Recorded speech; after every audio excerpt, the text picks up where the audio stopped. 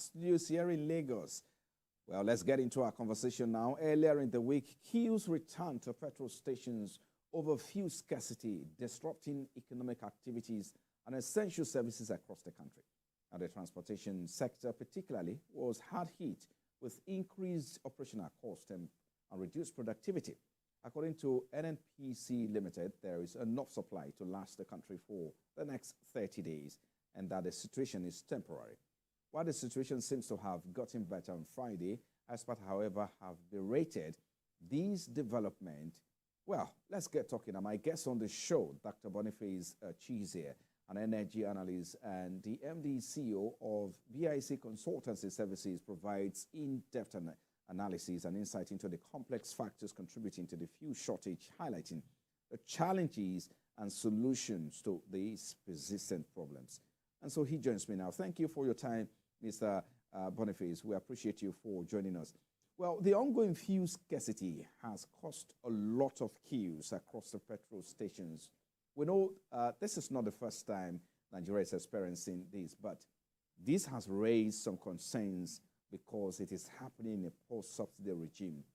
Well, on one hand, we know that the NNPC Limited says there is enough supply to last the country for the next 30 days. And on the other hand, oil marketers are saying this may prolong a bit.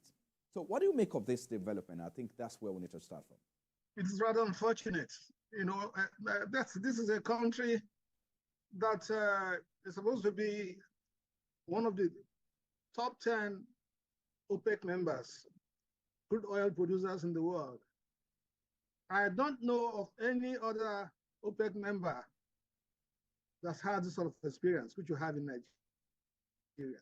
It's becoming continuous, it's becoming routine, and it's becoming life-sitting. It's a terrible situation to have. You wake up and suddenly you don't have PMC, you don't have fuel, you don't have go to the stations, you can't find petrol and so on. And you have queues everywhere. It upsets the entire place. Now, I've listened, I've read comments. They said, for instance, Dangote's refinery is beginning to deliver, using all the trucks, so they don't have the ships that are coming, the ships of them are not large enough.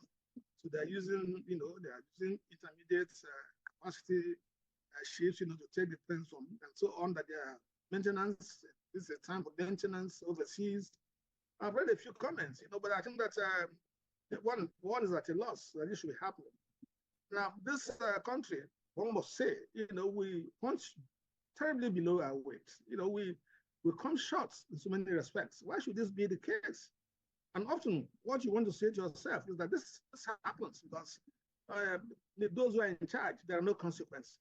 One would expect, if the first time this happened, those in authority took matters seriously and they're determined to stamp it out, make sure it does not happen, and they looked at it objectively, dispassionately, to isolate and identify what has been the cause, and then to assign, responsibilities for that cause, and then to follow it up with adequate penalty. I'm sure some lessons must have been learned by now. But in this country, we don't ever take, we don't seem to take management seriously. We don't seem to factor in the fact that governance is about the well-being of the citizens. You look at the government, what it has done so far, what the steps the government has taken so far. Yes, it's okay, the president is trying to take some bold steps, bold decisions others didn't take, but those decisions are affecting the common person. People are suffering, they're suffering in the land. Well, the federal government says it has plans to increase domestic production of fuel with the Port Harcourt refinery coming on board soon. So what's your take on the effectiveness of these plans in addressing the the current scarcity? And talking about the main factors you mentioned earlier, which of course is contributing to the first scarcity in Nigeria, what would you say is the root cause of this problem? Well, I think the root cause is that if you don't plan, you plan to fail. And so we've not done our planning very well. Take the Port Harcourt refinery. How many times have they told us that the thing is coming on stream and we'll start production? We're hearing that from Christmas. So what is holding that? how much money have we sunk into around maintenance of the up to the refinery? How many? What, so these are challenges. So you have these challenges, and then we don't getting things right. We talk about OPEC quota and the fact that we're not beginning to ramp up the production, and then why should that be a problem? Now you have theft. You have a mini economy that is below the radar, oil theft, particularly in the Niger Delta, and so on, and we're living with it.